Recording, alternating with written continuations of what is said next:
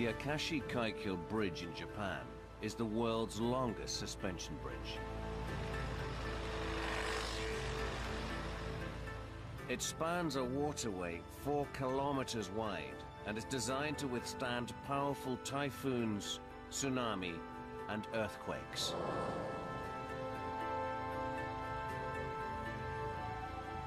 It is the pinnacle of bridge engineering.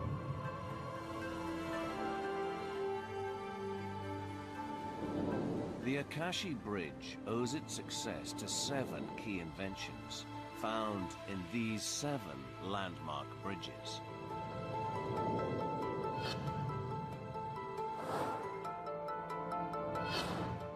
At the heart of each bridge lies a major technological innovation that allowed engineers to span ever wider chasms.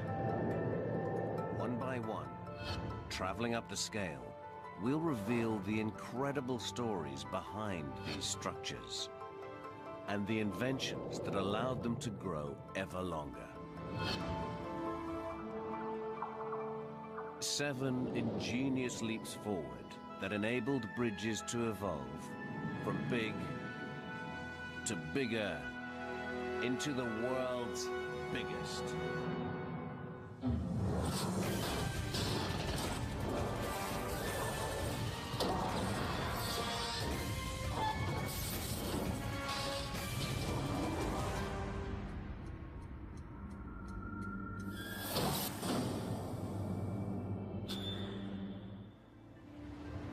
The Akashi Straits in Japan is one of the world's busiest waterways. It links Kobe on the mainland with Japan's densely populated outer islands. To create a bridge long enough and strong enough to span this gap, the Japanese pushed technology to its limits.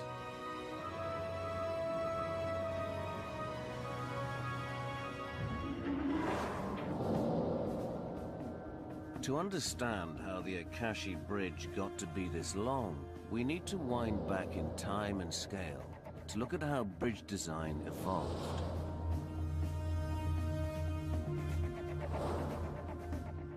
Our journey begins in 18th century England, with a bridge just 30 meters long, built from a new wonder material.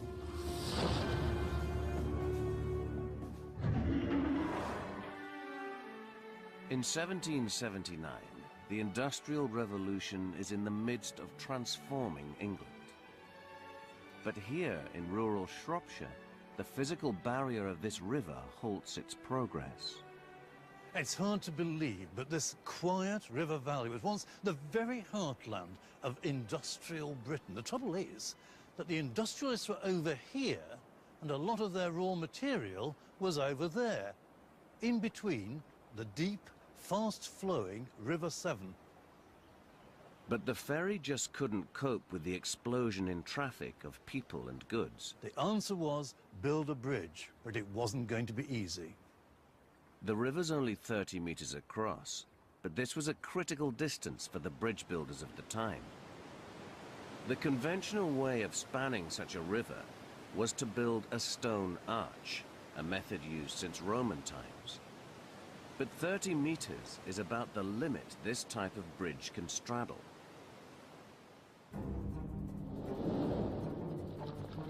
To make a stone arch wider, it must also be made higher to preserve the semicircular shape that provides its strength. But enlarging the arch comes at a cost. To double its size, the bridge builder must use 8 times the amount of stone.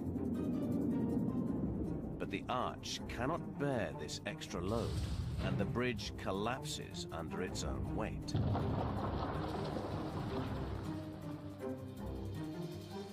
So, how could you build a bigger and better bridge? Well, one answer would be to find a brand new material, one that was as strong as stone and could carry the same sort of weight as stone, but was itself much lighter and much easier to handle. A promising material is already being used at the time to make small objects like kitchen utensils. It's formed by heating iron ore until it turns into a liquid. Out pours the white-hot molten metal into your mold. It cools, leaves a shape behind. It's a magical process. The result, a magical material called cast iron. But at this time, cast iron is unsuitable for bridge building. The coke that fuels the furnaces contains impurities that makes the iron too brittle. Then, at an iron foundry in the county of Shropshire, workers discovered that the local coke is wonderfully pure. This produces an iron as strong as it is versatile. You could make anything. You could make machines, you could make steam engines, you could even make bridges. And this is exactly what the foundry does to advertise the quality of its high-grade cast iron.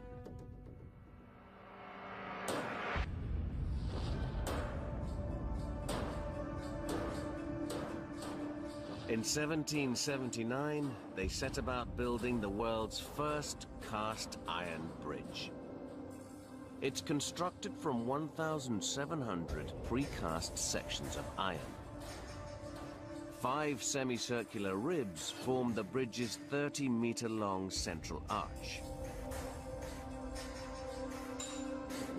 Because the structure is comprised of an iron latticework rather than solid stone, the bridge weighs in at just 380 tons. They name it Iron Bridge. Surprisingly, it has the look of something made from wood. It is a truly amazing structure, and yet, in its essence, it's really quite simple. You see here, recognise that? It's a dovetail joint, exactly the sort of thing you'd find in a piece of joinery. This was woodworking on a grand scale using iron instead of timber. But it worked. It was a huge success.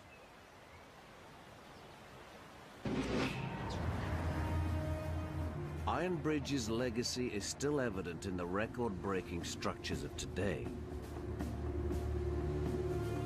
When Japanese engineers plan the biggest suspension bridge in the world, they know they must find a way to keep it as light as possible. So, like Iron Bridge before it, they construct the Akashi Bridge from prefabricated components arranged in a latticework. And yet, this lightweight structure still contains over 250,000 tons of steel. However, steel has a major drawback. It rusts. Structural engineer Professor Alan Burden knows this bridge's vulnerabilities. Typhoons pass through each year, and the marine environment makes corrosion a major issue for the whole structure.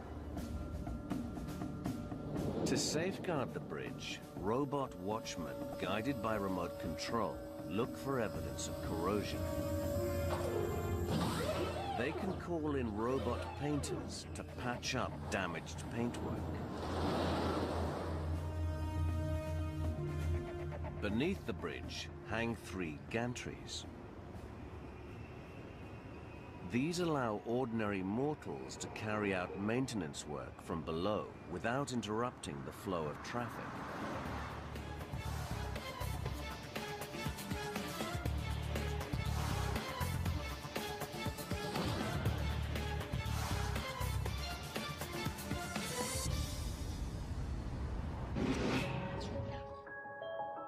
Iron Bridge proves that by using iron rather than stone, engineers can build their bridges beyond 30 meters. But to straddle the 177-meter Menai Straits will take someone with a touch of genius and an idea borrowed from ancient history.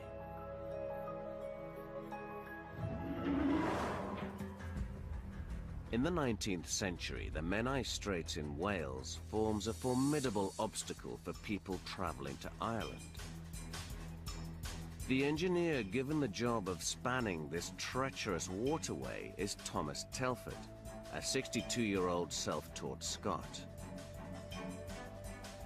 By the time he arrived at Menai, Telford had a reputation as one of the finest civil engineers in Britain. He'd been given this huge job to improve the main coaching route between Britain and Ireland. Telford considers constructing an arch bridge from cast iron. But he would have to use scaffolding to support the arch while it's being built. This would block the movement of ships along the busy waterway. The planners don't accept this, so Telford goes back to the first principles of bridge design.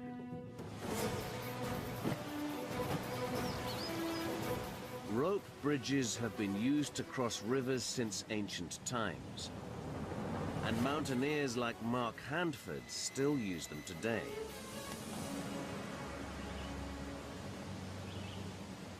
So the most crucial thing in any form of bridge is the anchor point.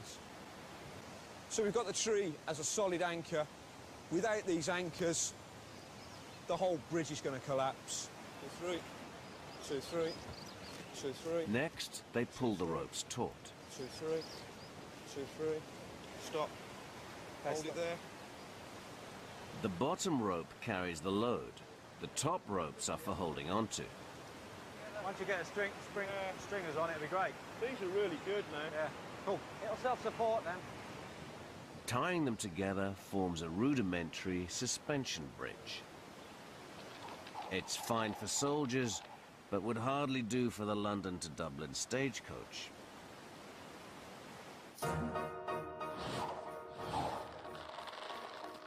Adding planks of wood to form a deck makes the bridge easier to cross. And iron chains allow it to carry heavier loads, but the deck still sags. To build a truly modern suspension bridge, the engineers must find a way to flatten the sagging deck. The answer is to suspend it from stone towers. Then extend the ropes downwards to level the deck. Telford now has a design that can bridge the Menai Straits. But he still has the problem of securing the chains at each end. So you think of pulling down that chain, it's going to give unless it's really firmly anchored. And that was Telford's challenge. Somehow, Telford must anchor the chains not to the trees, but deep into the rocky banks on either side of the straits. To do so, workers blast their way through the rock to create an 18-meter-long tunnel. At the end of the tunnel, they position strong iron frames. The end of the chains thread into the tunnel and are secured to the frame with 3-meter-long bolts. Metal braces wedge the bolts and frame firmly into the cavern. The only way this anchorage can fail is if the rock gives way. Telford triumphs. The new bridge helps reduce the journey time from London to Dublin by 9 hours. His anchorages have held the 177-meter deck in place for over 180 years.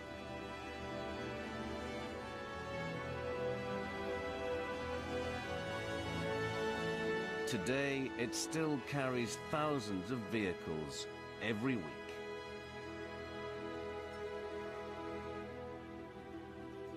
As the first great modern suspension bridge, it shines a light on the future.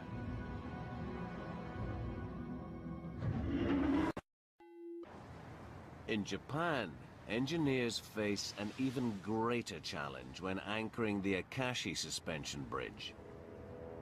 Instead of chains, the Akashi uses colossal cables. But unlike Menai, there is no solid rock to secure them into. so they must build an anchor point on the shoreline. First, they dig a hole for the foundations, a very, very big hole, and fill it with over 230,000 cubic meters of concrete. Next, they ship in mammoth metal frames. These frames will anchor the bridge cables and must be firmly secured. So they set the frames in concrete. They cast the concrete in 5 separate blocks. The gaps between the blocks allow heat to dissipate so the concrete doesn't crack.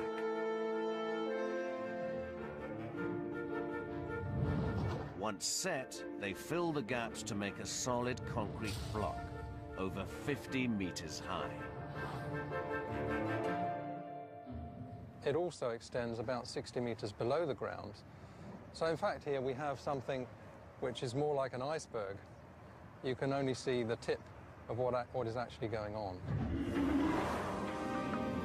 Telford's suspension bridge across the Menai Straits introduces bridge designers to a new approach to building big.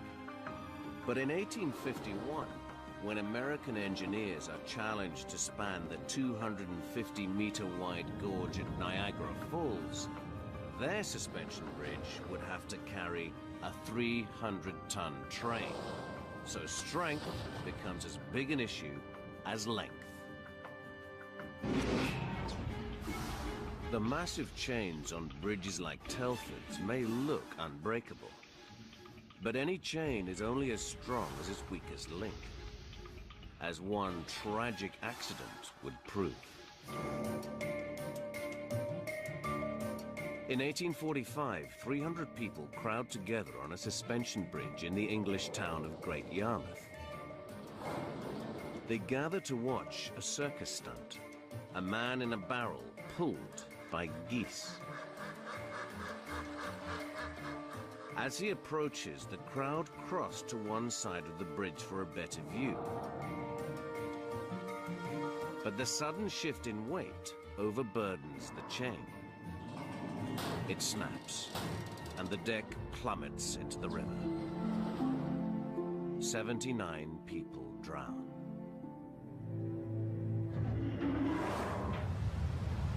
Six years later, the engineers charged with bridging the Niagara Gorge need something stronger than an iron chain to support their deck, particularly since their bridge must bear the extra weight of a train. They know that iron can be made stronger if it's drawn out into a long, thin string of wire.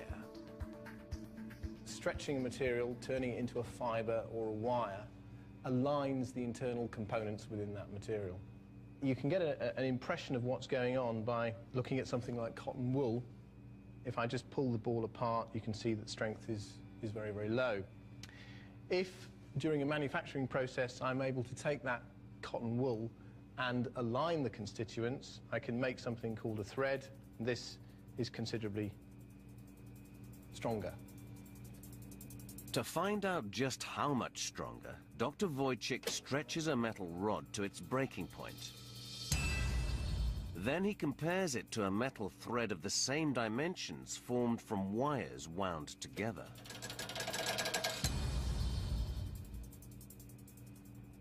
The results have shown that the rod broke around about 350 pounds of force, and the wire was much stronger at around about 450 pounds of force. The Niagara engineers work out that a cable made of over 3,500 wires would be strong enough to hold up the bridge and train. But at 900 tons, the cable is far too heavy for workers to lift into place. The solution: send the cable across 2 strands at a time. Engineers feed a loop of wire through a pulley and pull it across the gorge.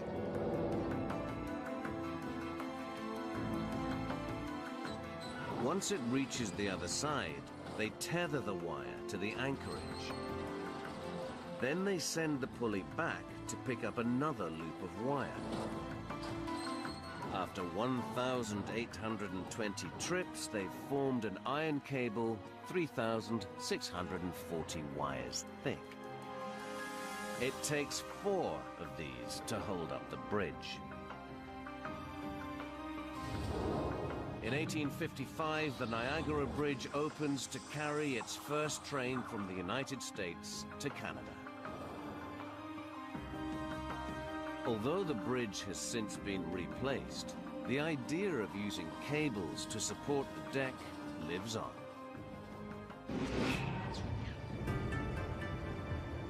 Today, the cables on the Akashi Bridge are strong enough to support the weight of 90 Niagara bridges.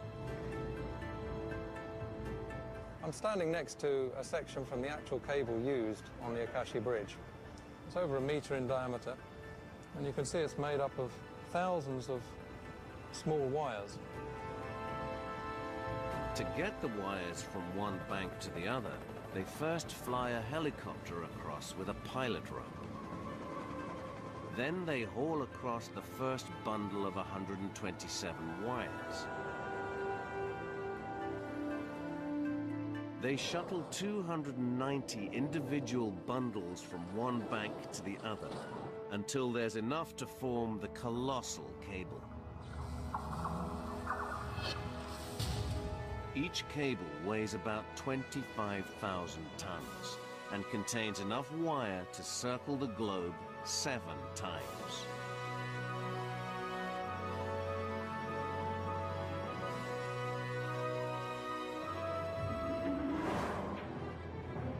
Stronger cables allow engineers to build bridges with longer, unbroken spans. But in waterways too wide to bridge in a single span, supporting towers have to be sunk into the river bed. In 1874, engineers plan a mighty bridge to join Brooklyn with Manhattan. The challenge is to anchor piers in the rushing water below.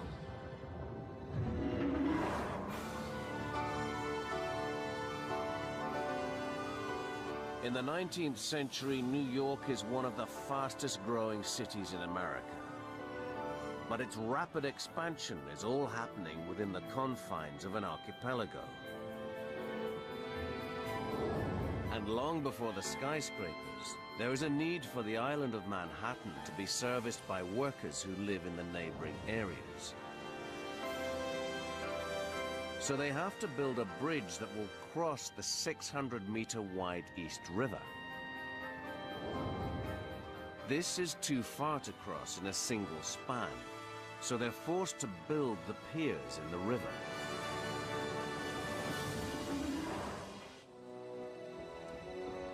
This fast-flowing stretch of water runs over 9 meters deep on the Manhattan side. On the riverbed, layers of silt and sewage lie above the bedrock. This sludge is an unstable foundation for any towers built on it.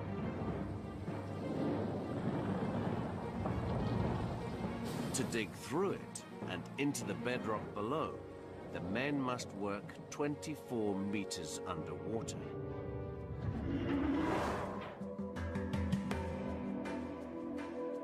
Engineers come up with a solution. It's called a caisson. This is a giant upturned box that they construct from wooden planks. It's designed to sit on the riverbed and provide working space for 125 men. Its walls taper down to form a sharp cutting edge designed to slice through the silt. They build the caisson on dry land. Then powerful tugs tow it out into the river. Engineers then sink it to the bottom by weighing it down with tons of granite blocks. But before men can work in it, the caisson must be drained and the water prevented from flooding back in. Engineer Peter Sluska explains. This is a simple representation of a caisson.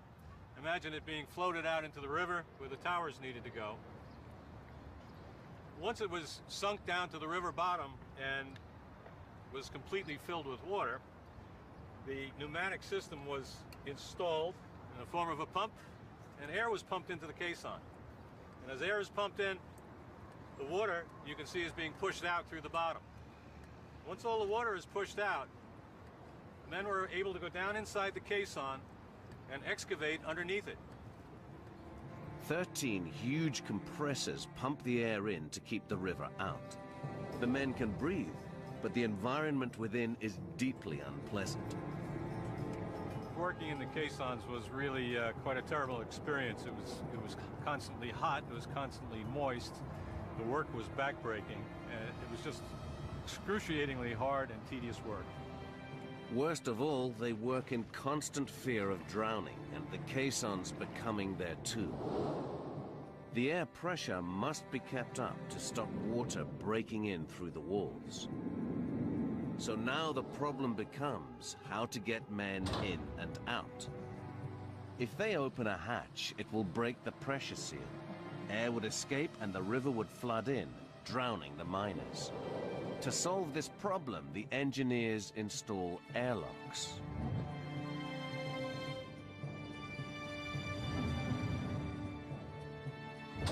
Only one door at a time may be opened to maintain the vital air pressure.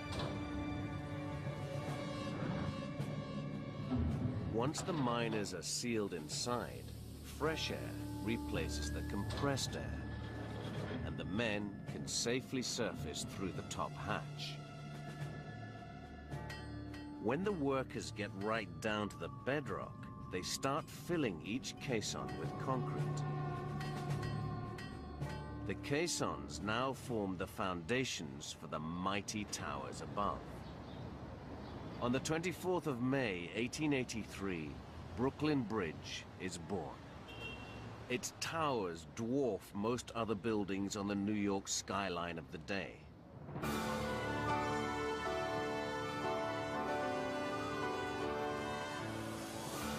By uniting Manhattan with Brooklyn, the Great Bridge unites the metropolis with its workforce and helps create modern New York City.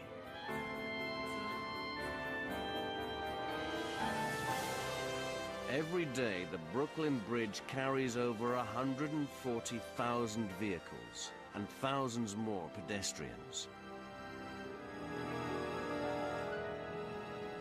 To this day, the Brooklyn Bridge remains an engineering masterpiece, as vital now as it was over a century ago.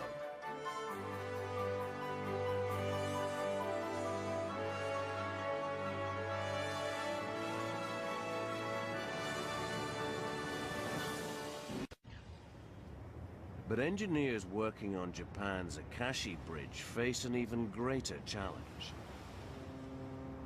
The foundations for the towers supporting their bridge must be laid in waters far deeper than New York's East River. They must put them 60 meters down in the Akashi Straits. Technological advances now allow for huge dredgers to dig out the seabed foundations instead of risking the lives of miners.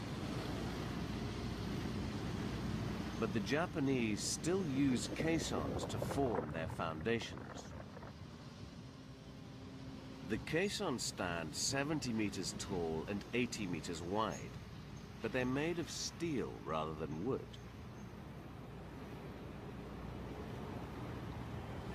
They're so large, they require 12 tugs to tow each one into position over the excavated seabed. Each caisson has an outer and inner wall. The gap between the walls forms a circular compartment filled with air. This keeps the caisson buoyant.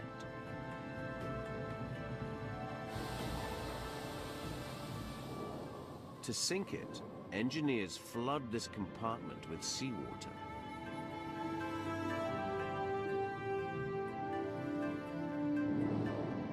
Once it's located on the seabed, they displace the seawater in its central chamber by filling it with wet concrete. This special concrete keeps its cohesion in water. Finally, they place a concrete lid on the caisson, and the pier is complete, ready to form the base for the tower.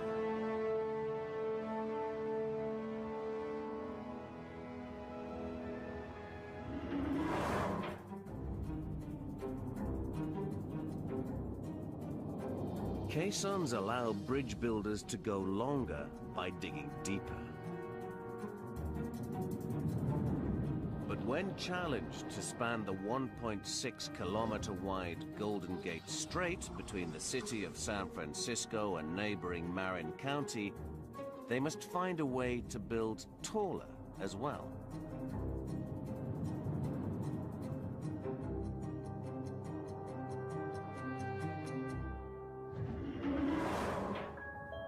The strait is notorious for its extreme weather conditions. This makes crossing by water dangerous. But this doesn't deter people from trying to ferry their cars across. In the decade following World War I, the traffic in the Bay Area increases sevenfold. The ferries can no longer cope. So in 1933, engineers planned the world's longest suspension bridge. In any such bridge, the best balance of forces is achieved when the cables are set to form a particular curve. To preserve this shape, engineers wanting to lengthen the roadway must also raise the height of the towers. You move from a relatively short suspension bridge to a relatively long one, and the towers need to get taller, pretty much directly proportional to the length of the bridge. So you make twice as long of a bridge, and the towers need to be roughly twice as tall. But this creates an immensely complex engineering challenge. The 1,280-meter span requires engineers to hang cables from points 152 meters above the deck. This calls for towers 227 meters tall. But slender stone towers will buckle under the weight of the load.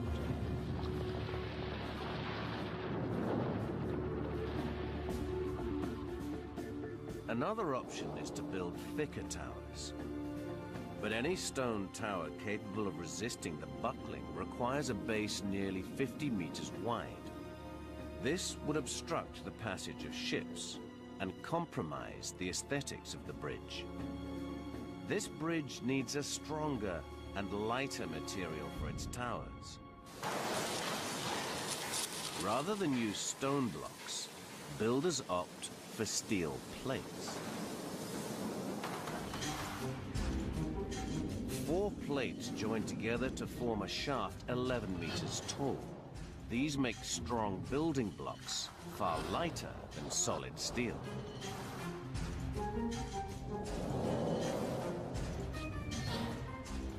Clustered together into cells, they form a sturdy honeycomb structure. A crane lifts the cells into place. Once it completes each section, the crane hoists itself up and begins again.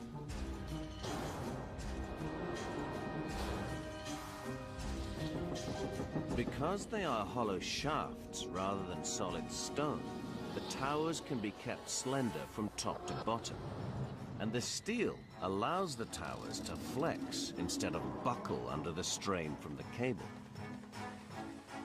But as the towers rise, so do the risks. Someone must lock the cells together and install the rivets, over 1 million of them. The iron workers risk life and limb, hanging off the towers exposed to the vicious Pacific storms. For the first time, bridge builders wear hard hats, face masks, and use safety lines.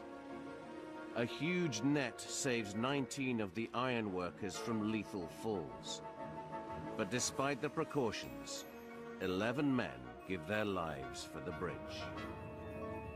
The towers rise above the bay, tall and slim, and strong enough to support over 50,000 tons of deck and cable.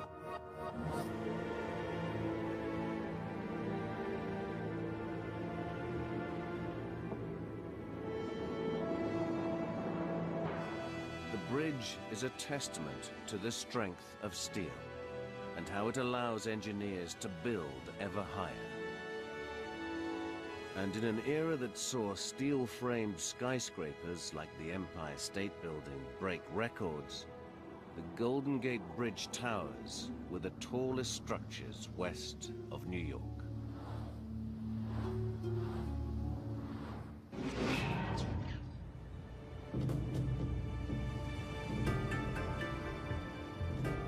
The tallest towers on any suspension bridge today belong to the Akashi Bridge in Japan.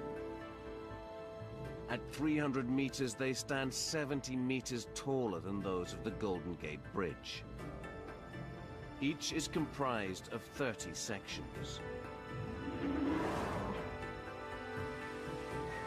Engineers grind and polish the top and bottom surface of each section until they are perfectly flat.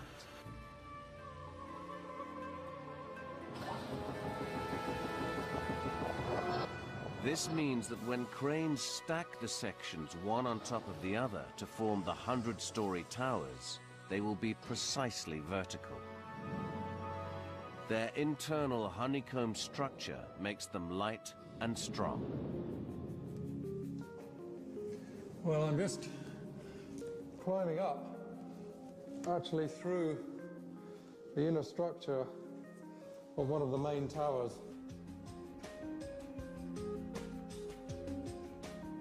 These pieces of steel are joined together in the shop using welds. You can see some of the weld beads here and here. And the joints on site are made using bolts. Advanced robot welding techniques combine with 1.5 million good old-fashioned bolts to hold the towers together. Building taller allows suspension bridges to span greater distances.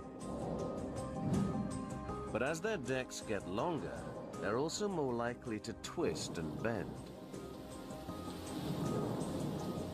They must now be designed to resist a particularly destructive force of nature: wind.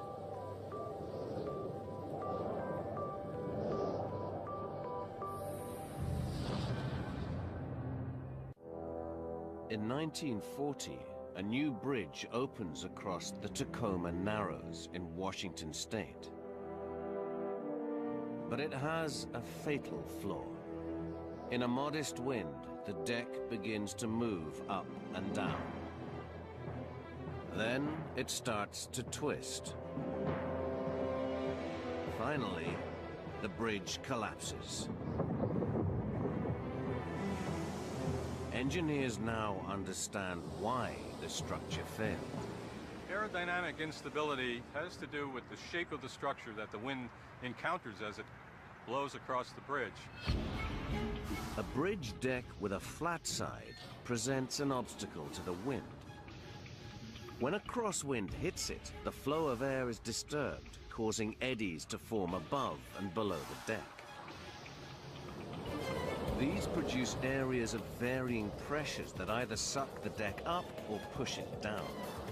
Once the deck moves, the bridge flexes against it.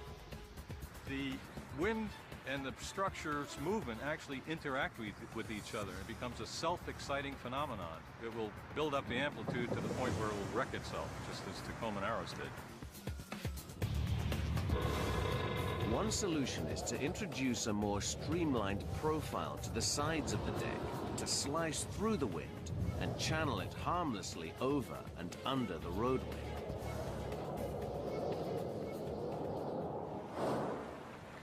In 1946, engineers consider using such a design for a new, even longer bridge.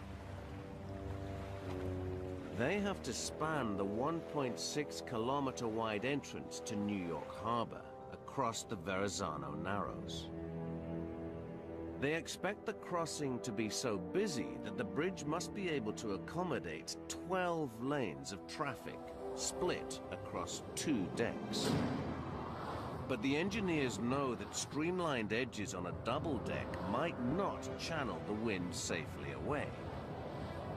Instead, the streamlining could cause the currents of air to collide and produce further disruption.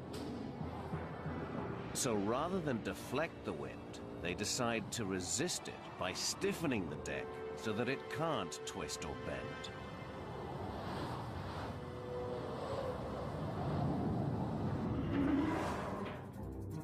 The most effective way to do this is to enclose the decks in a great box. But they know a 2-kilometer-long steel box would be too heavy for the bridge's cables. Instead, they take thin steel bars and assemble them into a lightweight skeletal unit. 75 of these lock together to form a massive open latticework of steel. This allows the wind to flow unimpeded through the structure.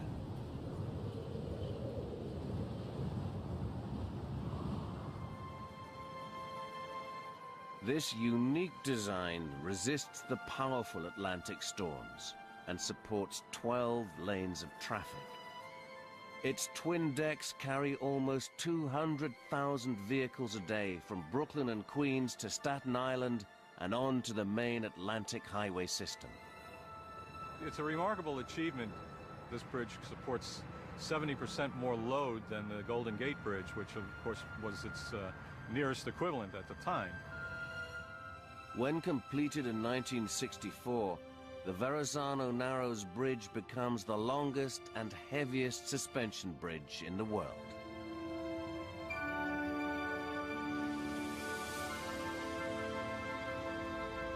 The bridge marks the gateway to New York Harbor and stands today as one of the city's landmark structures. The Verrazano Narrows Bridge I think is the culmination of a great era of American bridge building. And of course, the biggest and the greatest of them all. And the design is so good that over 30 years later, the Japanese used the same open box concept to stiffen the deck of their Akashi Bridge. I'm standing at the moment within the stiffening girder of the bridge. You can see it's primarily triangular in geometry, a lattice work of steel members. It's also very light, and the whole makes up a box structure, which is very difficult to twist. But the Akashi Bridge faces another challenge. It stands in a notorious typhoon alley. Japanese engineers must ensure the Akashi Bridge can withstand the worst nature can throw at it. So they build one of the world's biggest wind tunnels to explore its design limits. Even at 100th scale, the model of the bridge measures 40 meters. Huge fans generate the equivalent of 300-kilometer-an-hour winds, so the engineers can test and refine their design.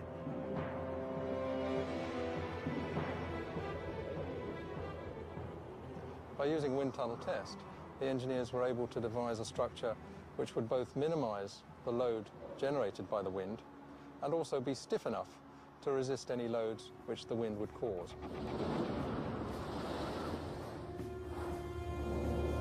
The wind tunnel tests suggest they need to deflect the wind as well as stiffen against it. So they insert a massive steel beam just below the roadway. When a strong crosswind hits the beam, it gets redirected upward through a grill in the deck, neutralizing its destructive effect.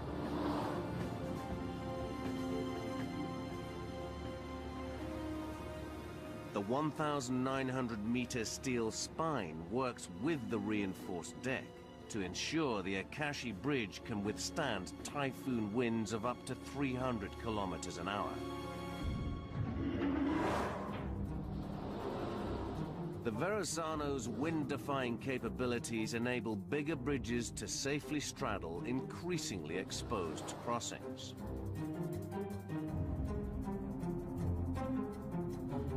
But to build the world's biggest suspension bridge, engineers must defeat a force of nature powerful enough to shake the structure's very foundations.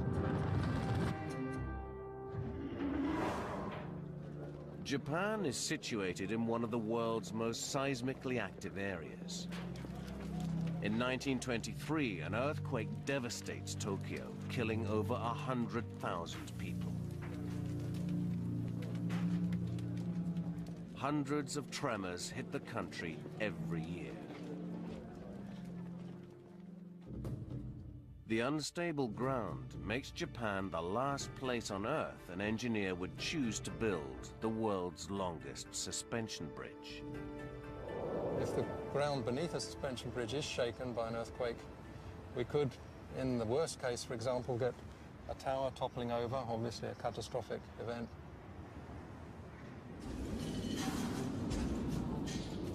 The first line of defense against an earthquake is the bridge towers themselves. They're built from steel to make them flexible. If a tremor hits, the steel towers can move with the earth to absorb the shock.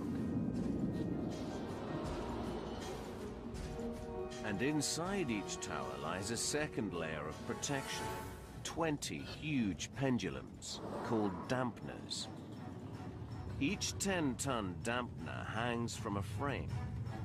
If a tremor causes the tower to lurch one way, the huge hydraulic dampeners swing in the opposite direction, counteract the shift, and prevent the tower from falling over. Now, in these two models, we can compare the effect of fitting a damper. The tower on the left is a normal tower with no damper. The one on the right has a damper fitted to the top. And we can see how much each one sways by observing the arrows at the back. It's clear from this model test that the tower without the damper on the left is swaying more than the tower with the damper on the right. To test the dampeners in the absence of an earthquake, engineers resort to a novel approach. They carefully choreograph more than 100 workers to sway in perfect harmony to mimic a tremor. During this man-made quake, the dampeners react to keep the tower steady.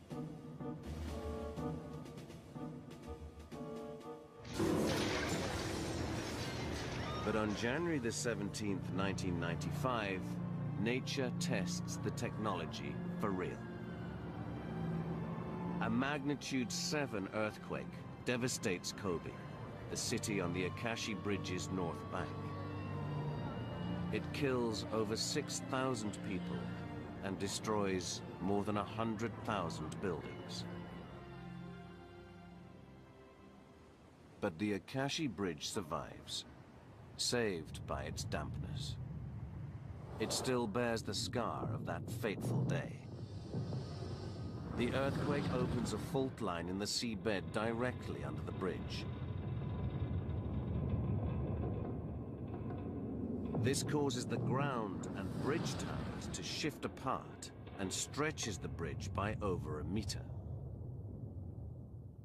Engineers must fill this space with extra decking to join it to the shoreline. As a result of this earthquake, the longest bridge in the world became a little bit longer.